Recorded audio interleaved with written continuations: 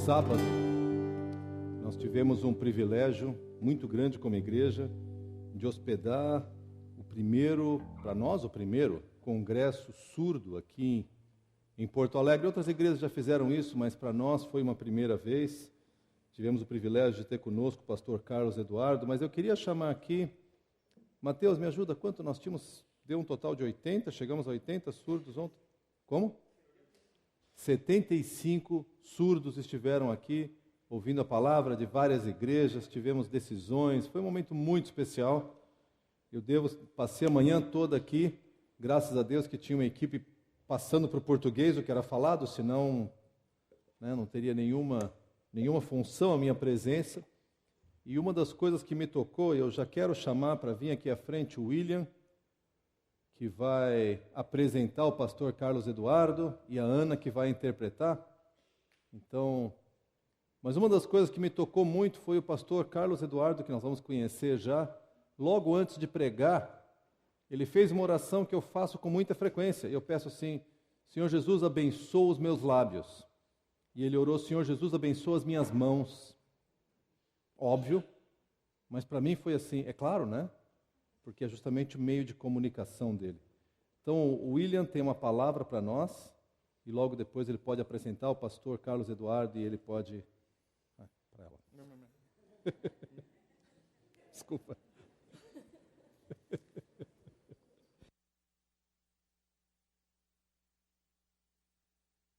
Preciso de microfone, sou surdo. Boa noite a todos. Quero agradecer ao pastor Daniel, né? É bem rapidinho esse momento aqui, só para avisar os irmãos, né? Quero agradecer, em primeiro lugar, a Deus, né? Porque o Espírito Santo tocou no coração da liderança, da igreja, do pastor, para ter esse ministério de surdo e a igreja apoiar com tanto carinho, né? E também pelos líderes, né? O Mateus, o Cássio, o Leandro, né, pelo trabalho, pela dedicação, né, até aqui também. Então, agradecemos a Deus, né, por Ele nos dar os surdos. Também essa integração entre surdos e ouvintes, né, que a gente possa estar unidos cada vez mais com os ouvintes também, né. Ontem o pastor Daniel explicou, falou sobre leu a Bíblia, sobre homens e mulheres, sobre surdos e ouvintes, né. Todos somos iguais, todos somos irmãos.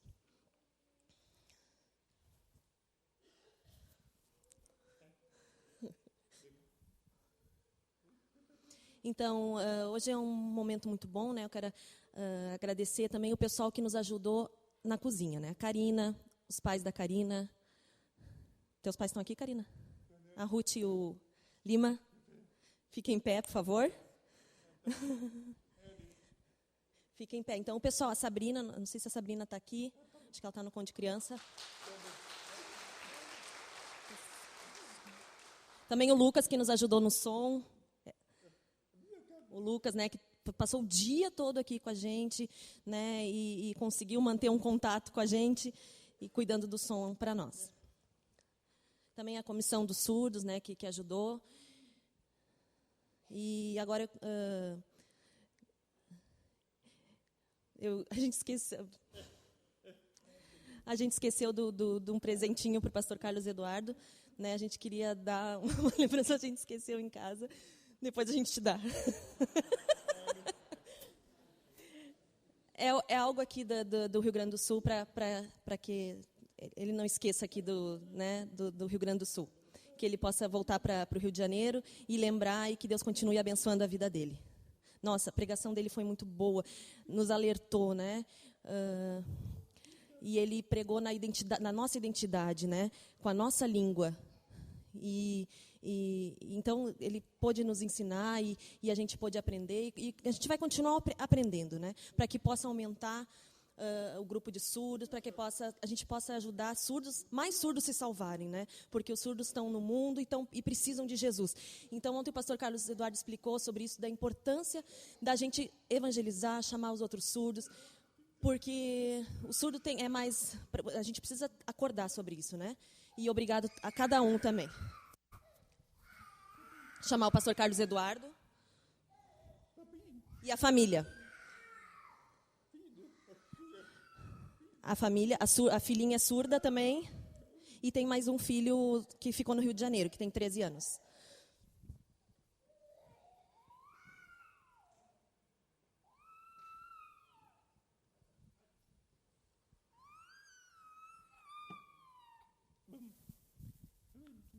Então, agora ele vai apresentar a família dele. Então.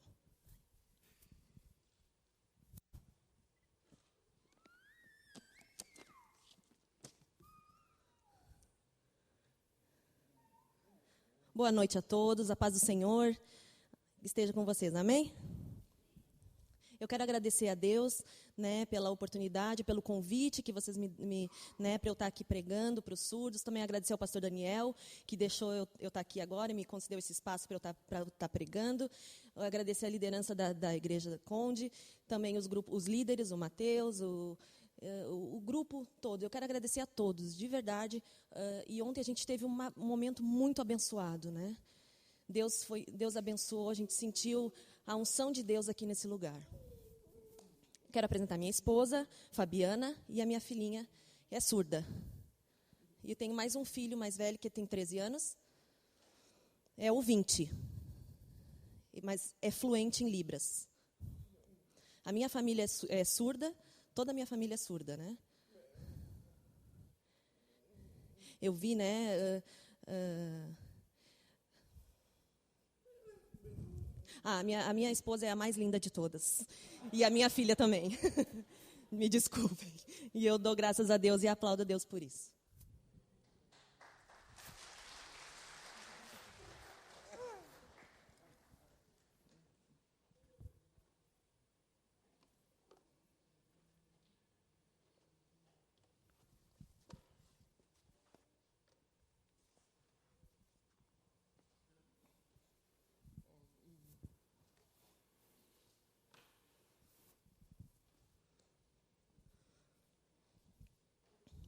A minha igreja é a primeira igreja batista de Vila da Penha.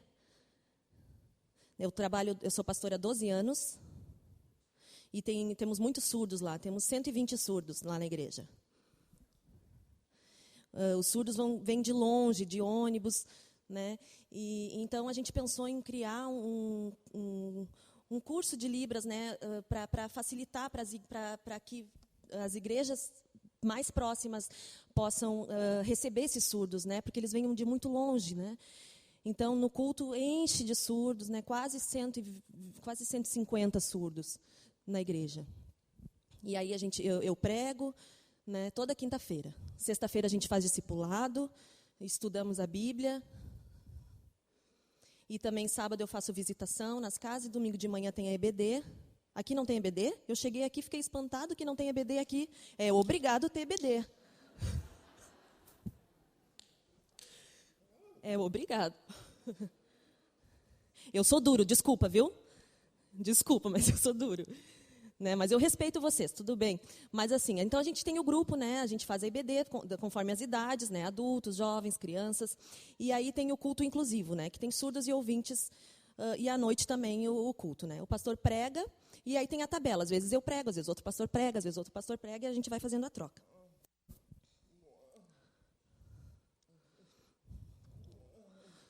Né? Então eu quero apresentar para vocês conhecerem um pouquinho, né, sobre a Convenção Batista Brasileira, convenção. Quero agradecer ao pastor Daniel, né? Gostei muito dele. A família também, maravilhosa, né? É um homem de Deus, o pastor de vocês. Que Deus abençoe, né? E que Deus dê cada vez mais essa visão para a igreja sobre a importância dos surdos, né? Para que a gente possa ser inclusivo, que a gente ore pelos surdos, que a gente ajude o Ministério de Surdos. Não sabe Libras, não sabe a comunicação, não precisa, mas ajuda, ora por eles, né? Ora, ajuda com algum material, faz essa troca, porque eu percebo que essa igreja tem a visão, né? E a gente tem que influenciar essas pessoas, amém?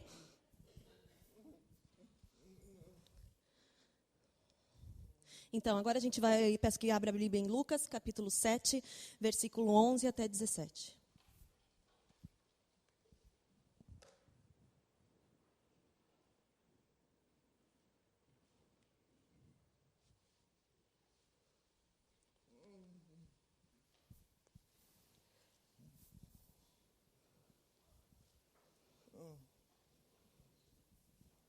Já acharam?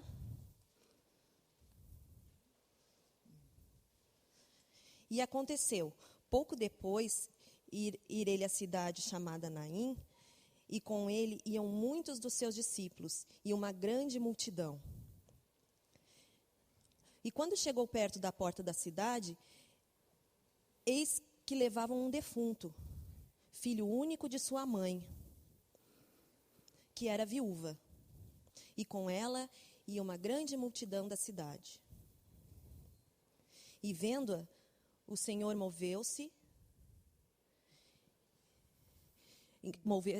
de íntima compaixão por ela. E disse-lhe: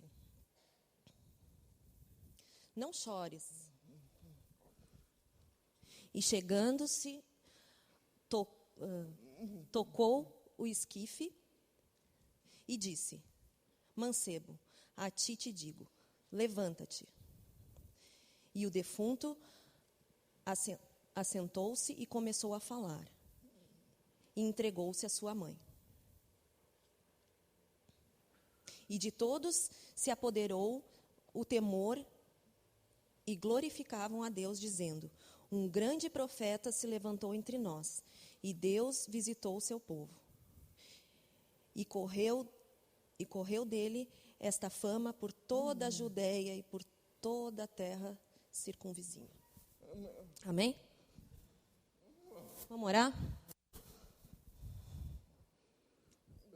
Pai, diante de Ti agora nos achegamos. Pedimos que o Senhor abra as portas dos céus e esteja aqui conosco, nos abençoando. Abençoe essa igreja, ó Deus. Abençoe cada um que está aqui, ouvintes e surdos, ó Deus. Deus, me dá a Tua graça, que não seja eu falando, mas que as minhas mãos possam ser ungidas e usadas por Ti, ó Deus.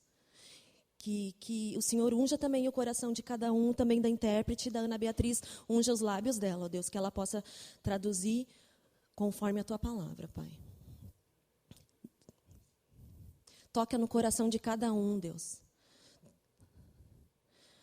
Derrama o Teu óleo, ó Deus, a Tua unção, em nome de Jesus. Amém.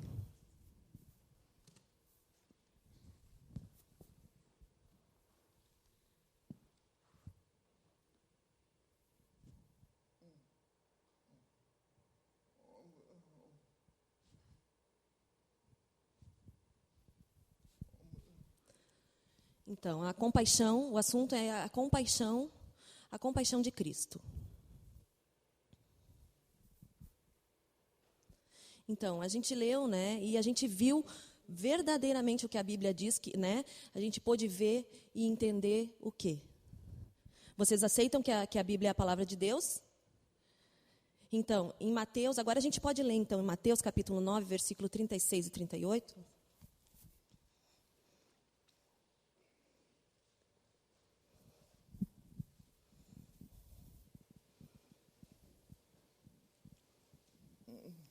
E vendo a multidão, teve grande compaixão deles, porque andavam desgarrados e errantes, como ovelhas que não têm pastor. Então disse aos seus discípulos: a seara é realmente grande, mas poucos os ceifeiros. Rogai, pois, ao Senhor da seara que mande ceifeiros para a sua seara.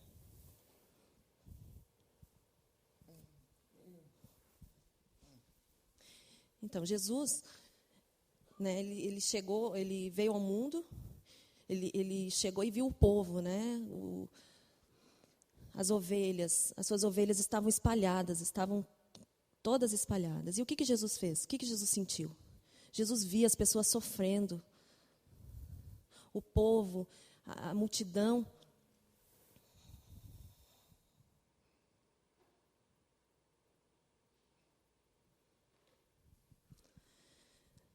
Jesus estava no deserto e viu a multidão e viu que as pessoas tinham fome e sofriam, tinham fome. As pessoas estavam tristes, tinham sentimentos ruins, né? E o espírito estava, as pessoas não tinham o Espírito Santo, estavam vazias do Espírito Santo. Não, por quê? Porque não tinha pastor quem cuidasse delas. E Jesus sentiu uma profunda compaixão. Era natural de Jesus essa compaixão.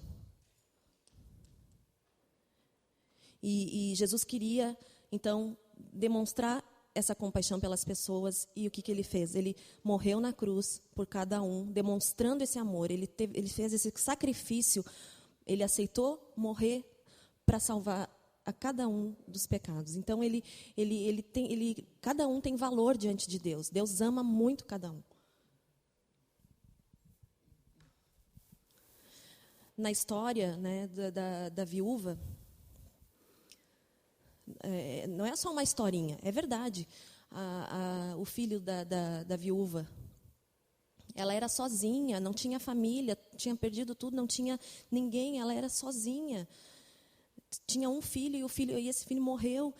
E a multidão, e ela queria chegar até Jesus, né? E Jesus sentiu compaixão daquela mulher. Ninguém precisou ir lá chamar Jesus. Ele sentiu, era natural dele. A mulher não precisou ir lá correndo e pedir: ajuda, Jesus, me ajuda. Não, partiu de Jesus essa iniciativa de procurar essa mulher. Ele foi atrás dela. Jesus teve compaixão, porque ela é uma mulher de valor. Jesus tem interesse nas pessoas. Jesus chorou muito, sentiu a dor daquela pessoa, daquela mulher, daquela viúva.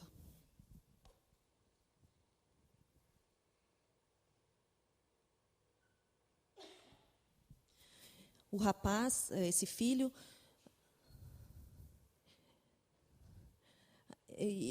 ela se sentia triste, sozinha, abandonada. O que seria da vida dela? Ela estava totalmente sem esperança. Mas aí o que aconteceu? Vocês sabem essa história, né? Ela é verdadeira, não é só uma história.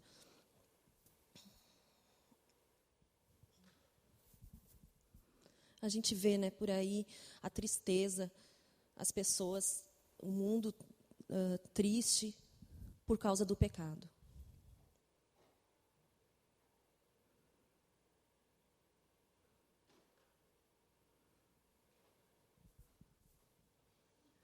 E o mundo, né, a gente vê as pessoas morrendo,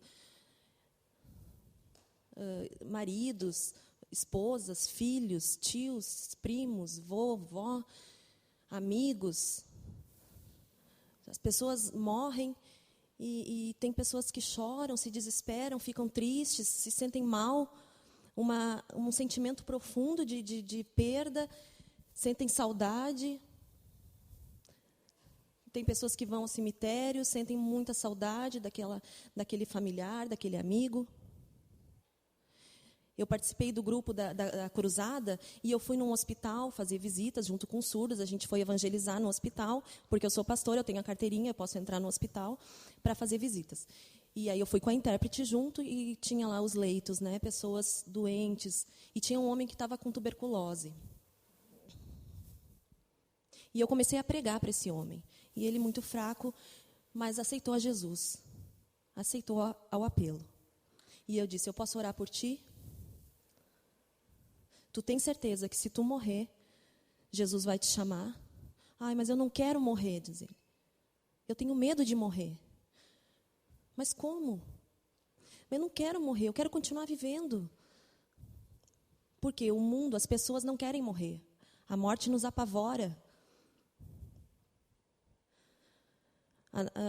Mas o nosso corpo, o nosso físico não é eterno. O mundo não é eterno.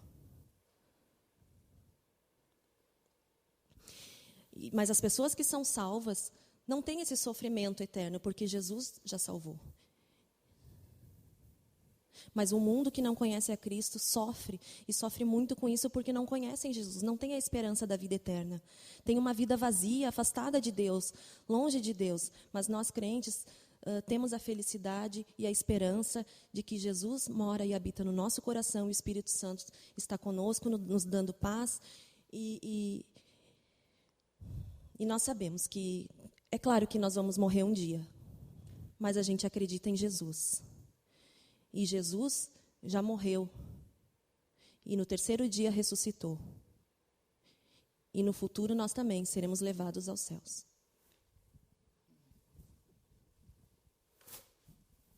Vocês conhecem, né? Romanos 5, capítulo 5, versículo 12. Vocês podem ler, podem abrir para ver que eu tô seguindo a Bíblia, não é eu que estou falando.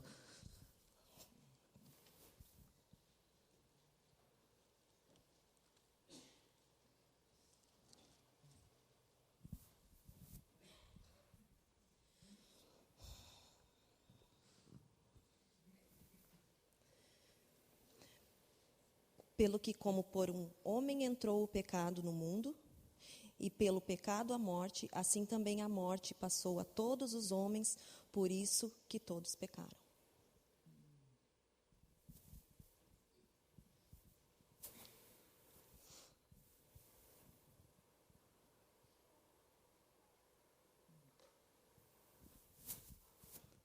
Então, a gente vê, né, na sociedade problemas acontecendo, a gente vê na televisão pessoas morrendo, acidentes, assassinatos,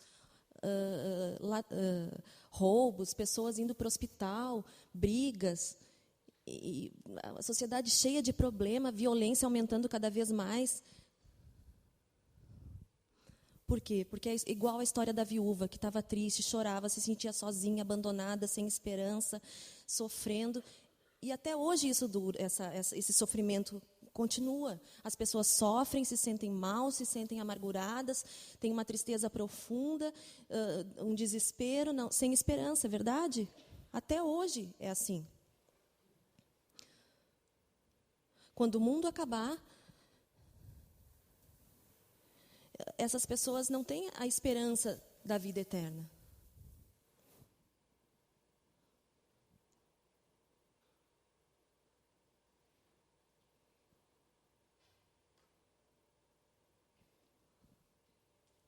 Então, essa palavra pecado, qual é a tradução? É errar o alvo, é desobedecer a lei de Cristo, é errar esse alvo. Igual Adão e Eva, que pecaram no momento que desobedeceram a Deus. Foi aí que entrou o pecado. Todos nós somos iguais, todos nós iríamos morrer por causa do pecado. O mundo já estava destruído e cheio do pecado, o sofrimento já estava no mundo. Né? Agora a gente vê as pessoas sofrendo, mas a Bíblia é poderosa, a palavra de Deus é poderosa, o Evangelho é poderoso para nos dar um alerta e transformar a nossa vida através de Jesus Cristo, que pode nos salvar, que pode transformar as nossas vidas. E quando a gente morrer, a gente consegue a vida eterna através de Jesus. Então o Evangelho salva, ele pode dar a vida eterna às pessoas. E a gente pode se sentir acariciado e aliviado por causa dessa promessa. Se não tivesse o Evangelho, como é que seria a nossa eternidade? Muito sofrimento. Então, a Bíblia nos ensina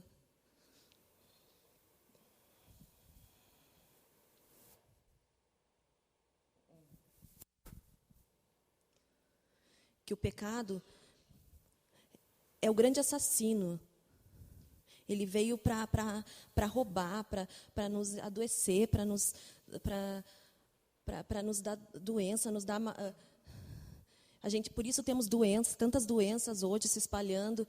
A tecnologia a ciência tenta achar curas, mas o mundo, por causa do pecado, está assim. O mundo não consegue ter paz, as pessoas não conseguem ter paz por causa do pecado. Peço que vocês copiem de mim. Faz assim. Eu tenho ódio e eu sou contra o pecado. Nós precisamos odiar e ser contra o pecado. Precisamos nos afastar do pecado. E Jesus dá essa vida melhor. Se a gente ficar apegado no pecado, nós não vamos ter a eternidade com Cristo. Então, a gente tem que repudiar o pecado e seguir Jesus. E conseguir a vida eterna. Conseguir uma nova vida. E reviver com Cristo.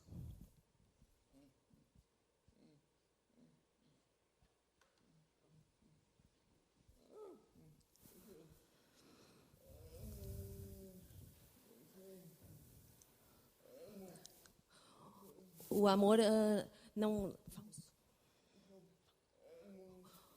O amor não é falso. A gente precisa ter ódio do mal. A gente precisa não gostar do mal. E o mais importante é odiar as coisas do mal. Nos afastar e trocarmos entre nós irmãos, estarmos unidos, ajudando-nos uns aos outros, estimulando e exortando, apoiando e consolando uns aos outros, estarmos unidos. Jesus quer isso de nós. Que o sofrimento acabe, que Jesus possa dar o alívio, possa te dar uma vida nova, e que Jesus possa te dar a esperança de uma vida nova.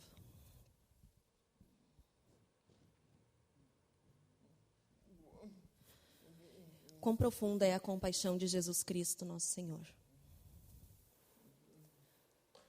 Vamos abrir em Lucas, capítulo 7, versículo 13.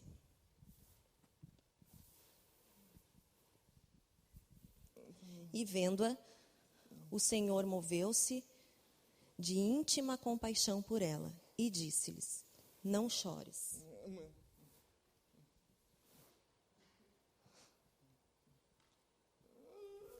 Jesus sentiu o sofrimento daquela mulher, sentiu compaixão por aquela viúva. E disse, porque ela se sentia abandonada, e Jesus procurou, Jesus foi atrás dela. E Jesus deu valor àquela mulher. E não queria que ela sofresse, queria tirar o sofrimento dela e dar a paz, dar o alívio e a vida abundante. Jesus queria o bem dela e disse: não chores.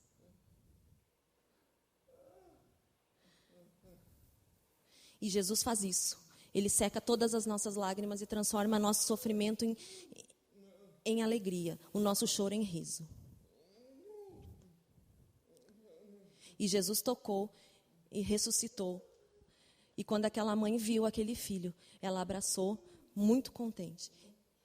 Por quê? Porque Jesus valoriza a família. Jesus quer ver a família unida e feliz.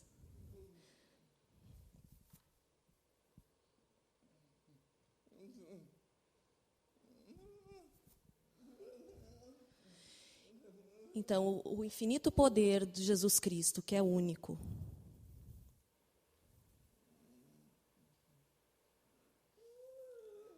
E Jesus fez grandes milagres. Tem 3 que eu quero destacar sobre 3 ressurreições, né? A viúva, o filho da viúva, e disse: não chores mais. E tocou e aquele filho ressuscitou. O segundo,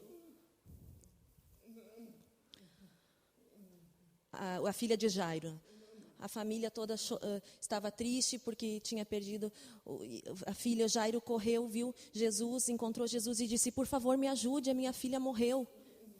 E os discípulos queriam impedir ele de atrapalhar Jesus e diziam: para de incomodar Jesus, para de atrapalhar. E Jesus disse: tua filha não morreu, tua filha está apenas dormindo. E ele começou a ficar aliviado. Parece que aquele sofrimento foi acalmado por Jesus. E Jesus disse: eu vou à tua casa. E Jesus entrou na casa, a família toda estava cantando. E Jesus disse: não precisa, ela está apenas dormindo. Todos pararam de cantar, todos pararam de chorar. E Jesus disse: Pedro e Tiago, vamos junto. Talita, levante. Levante. E a família, muito feliz, começaram a abraçar aquela menina. E o terceiro, vocês sabem qual é o terceiro? Lázaro. Vocês conhecem Lázaro? Amigo de Jesus. E Jesus pregava por vários lugares e Lázaro estava muito doente. E a irmã dizia: precisa chamar Jesus, mas Jesus não estava. E o que aconteceu? Morreu. Lázaro morreu.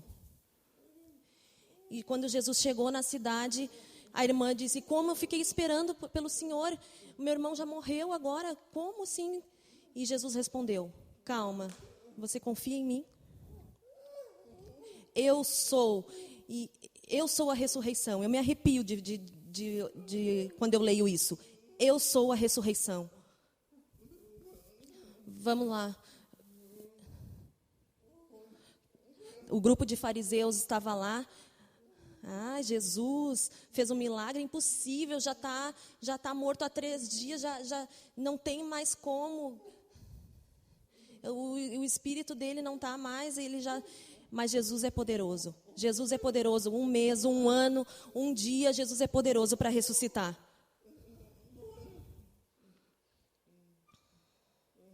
E o que aconteceu quando Jesus chegou? Jesus ordenou que aquela pedra se movesse. E eu estudando vi que não era uma simples, era profundo aquele lugar. E não tinha como ele sair assim, porque ele estava todo enrolado com panos. Não tinha como ele se soltar também, não tinha como. E Jesus ordenou e ele levantou e todos foram abraçar Lázaro.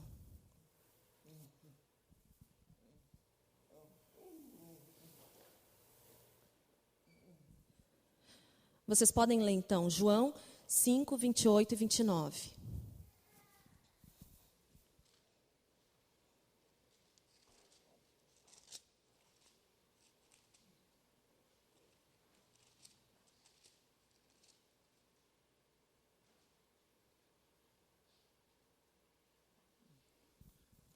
Não vos maravilheis disto, porque vem a hora em que todos os que estão nos sepulcros ouvirão a sua voz. E os que fizeram o bem, sairão para a ressurreição da vida. E os que fizeram o mal, para a ressurreição da condenação. Então, a Bíblia fala sobre a promessa, né, de que Jesus irá ressuscitar os mortos, né? E nós precisamos acreditar em Jesus, precisamos convidar Jesus para entrar na nossa vida, porque nós nos tornamos filhos adotivos de Jesus, de Deus. Jesus morreu na cruz e ressuscitou no 3º dia. E Deus vai ressuscitar a sua igreja também, vai levar a sua igreja. Ah, eu não quero Jesus, não quero, deixa para lá. Deus não obriga, Deus não vai te obrigar, é uma escolha. Mas é preciso ter arrependimento. Mas se um dia, se você não quiser Jesus e um dia chegar diante de Deus, rejeitar Jesus agora, quando morrer e estiver diante de Cristo, não vai entrar no reino dos céus. No juízo, as pessoas salvas vão para o céu e as pessoas que não aceitaram a Cristo vão para o inferno. E vai ter o juízo. Então, eu pergunto, como que vai ser a tua eternidade? Qual caminho você quer seguir? Jesus escolheu o pastor Daniel para ser o pastor, para ele pregar, ensinar e ensinar o caminho para as ovelhas, para que um dia possamos juntos chegar no céu. Mas eu ensino as ovelhas, assim como o pastor Daniel, e estimulo que vocês cheguem até Deus.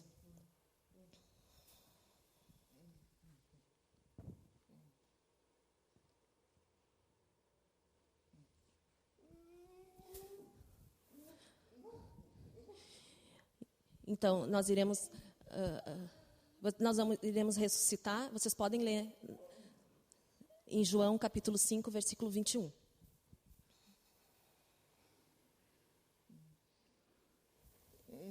Pois assim como o Pai ressuscita os mortos e os vivifica, assim também o Filho vivifica aqueles que quer.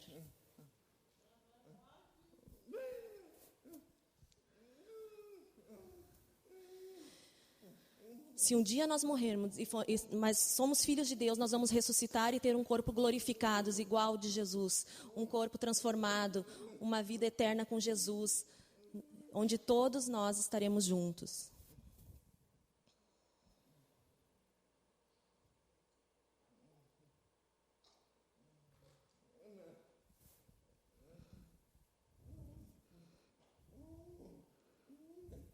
precisamos cuidar da nossa vida, estarmos santificados. Somos todos pecadores, mas precisamos nos arrepender, participar da igreja, ter EBD, buscar Cristo e buscarmos essa santificação e obedecer a Deus.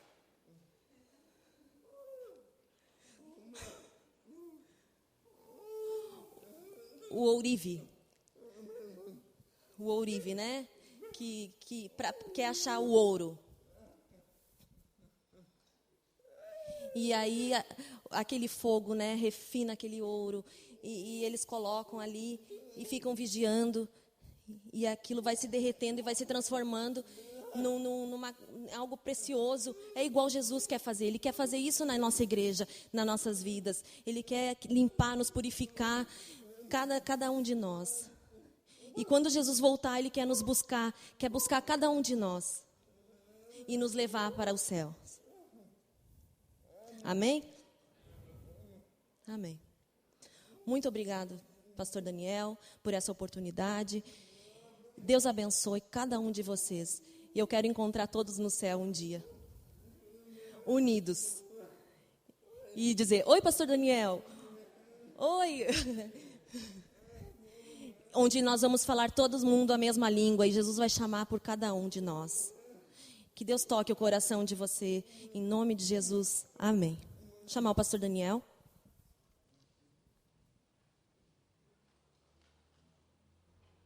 Obrigado, gente.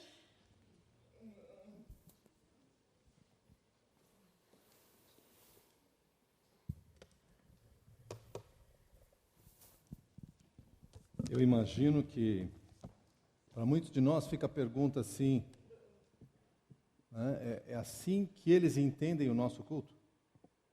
Nós tivemos hoje uma experiência invertida, né? Porque normalmente nós assistimos ao culto muito tranquilamente, entendemos tudo e conectamos e algumas vezes ficam olhando o intérprete dizendo, nossa, como ela se mexe lá, que estranho, né? Bom, hoje nós tivemos um pouco o contrário para a gente poder experimentar. Eu quero só terminar com uma palavra muito breve, que é a mesma palavra que eu falei no Congresso dos Surdos, que está em Gálatas, capítulo 3, versos 26 até 29, 26 a 29. Abram sua Bíblia comigo, por favor. O apóstolo Paulo está explicando sobre Gálatas e está dando aqui Ele chega num certo ponto e um dos dilemas que ele estava lidando era o fato de que os judeus se orgulhavam tremendamente da sua origem. Porque eu sou judeu, eu sou melhor que você que não é judeu. E Paulo quer tornar claro para os cristãos que somos todos, se você é cristão, se você está em Cristo, você é filho de Deus. Gálatas 3, verso 26. Todos vocês são filhos de Deus, mediante a fé em Cristo Jesus. Ou seja, é só mediante a fé que nós somos filhos de Deus. Eu sei que nós temos o ditado comum que somos todos filhos de Deus, a palavra diz que não é assim, somos todos igualmente amados por Deus. O cristão e o não cristão são igualmente amados, nós não somos mais amados por Deus. O amor dele é o mesmo. Mas aqueles que estão em Cristo são assim chamados filhos de Deus. Verso 27, pois os que em Cristo foram batizados, de Cristo se revestiram, a imagem que ele usa é como um manto de justiça, que ao passar pela morte e pela nova vida, eu me visto dessa justiça, e quando eu enfrento o justo juiz, ele vai ver justamente a Cristo me envolvendo. E pela justiça de Cristo é que eu tenho acesso a Ele, é que eu tenho a vida eterna. Não se baseia na minha justiça. A partir do verso 28 é que eu quero dar o destaque, onde fica assim muito forte essa comparação que ele faz. Lembra, ele está falando a judeus, principalmente, e ele fala, não há judeu nem grego. E só essa frase já seria escandalosa o suficiente naquela época. Porque para o judeu era assim, existe o judeu, e dentre os judeus tinham vários níveis de santidade. Mas, em média, o judeu, abaixo está a mulher judia, abaixo, definitivamente, aí ao gentil, gentil somos eu e você, tá? Os gregos. A maioria aqui não tem nenhuma raiz judaica, então nós estaríamos aqui embaixo, na mesma altura que está o cão e o porco. E eu não estou brincando. Um judeu sentar à mesa com um não-judeu era como comer no chão com os animais. Era uma coisa repulsiva, inimaginável, uma coisa ofensiva para eles. Então Paulo diz, olha, em Cristo não há nem judeu nem grego. E como havia naquela época o Império Romano, ele fala, nem escravo nem livre, nem homem nem mulher. E usando o contexto que nós temos hoje, eu diria, nem surdo nem ouvinte. Porque somos todos um em Cristo Jesus. E eu não sei, ontem eu brinquei com eles, eu não sei que idioma nós vamos falar lá no céu, se vai ser Libras, ou português, ou inglês, ou hebraico, ou alemão. Só Jesus vai ter que fazer um milagre muito especial, porque alguns de nós que não nasceram falando alemão, bem que vão ter a eternidade para aprender, talvez seja esse o propósito. Sem brincadeira, gente, o que eu quero dizer é que nós precisamos cultivar entre nós essa realidade que somos todos um em Cristo. Recentemente tivemos aquela situação no futebol da ofensa feita ao jogador, jogaram uma banana, ele comeu, e surgiu aquela campanha que somos todos macacos. Eu fiquei tentado a vir comer uma banana aqui na frente. Mas eu falei, a mensagem não é essa. Somos todos amados por Deus. Somos todos iguais diante de Deus. E aqueles que aceitaram a Jesus são todos filhos de Deus.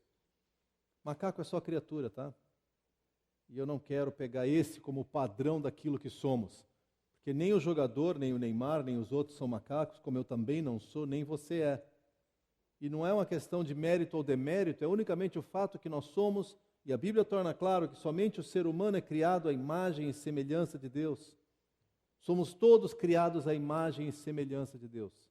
E em Cristo somos todos um só. E verso 29, o apóstolo termina dizendo, e se vocês são de Cristo, são descendência de Abraão. Que era para tornar mais claro ainda, porque esse era o grande apelo que o judeu falava, eu sou descendente de Abraão. E eu não posso dizer isso, a maioria de nós aqui não pode. E Paulo diz, se você está em Cristo, você é descendente de Abraão, que é o pai da fé. O que não significa que você tem sobre você as promessas dadas ao povo de Israel. Isso é para o povo de Israel. Mas significa que eu sou herdeiro de Abraão. E mais do que isso, herdeiro segundo a promessa. Se você está em Cristo, existe uma promessa para você. O pastor Carlos Eduardo refletiu bastante para nós quando nós chegarmos no céu. Naquele lugar onde lágrimas não mais rolarão. Aquele lugar onde eu terei o consolo eterno do meu Deus. E eu quero desafiar vocês, no sentido de estarmos conectados com esse nosso Deus, e no sentido de estarmos reconhecendo o amor desse Deus. Nós temos falado esse ano inteiro sobre experimente ser transformado. E eu sei que muitos de nós às vezes falamos, não, mas sabe o que é, Daniel? É que eu venho de um lar muito humilde. Outro diz, não, é que eu venho de um lar muito rico. É que meu pai era alcoólatra, é que meu pai se separou da minha mãe, é que a minha mãe isso, que meu pai aquilo, que meu tio aquilo, e eu passei por isso, e eu passei por aquilo. E, gente, eu reconheço que as nossas histórias são trágicas. Se cada um começasse a contar as tragédias da sua vida, não tinha mais fim.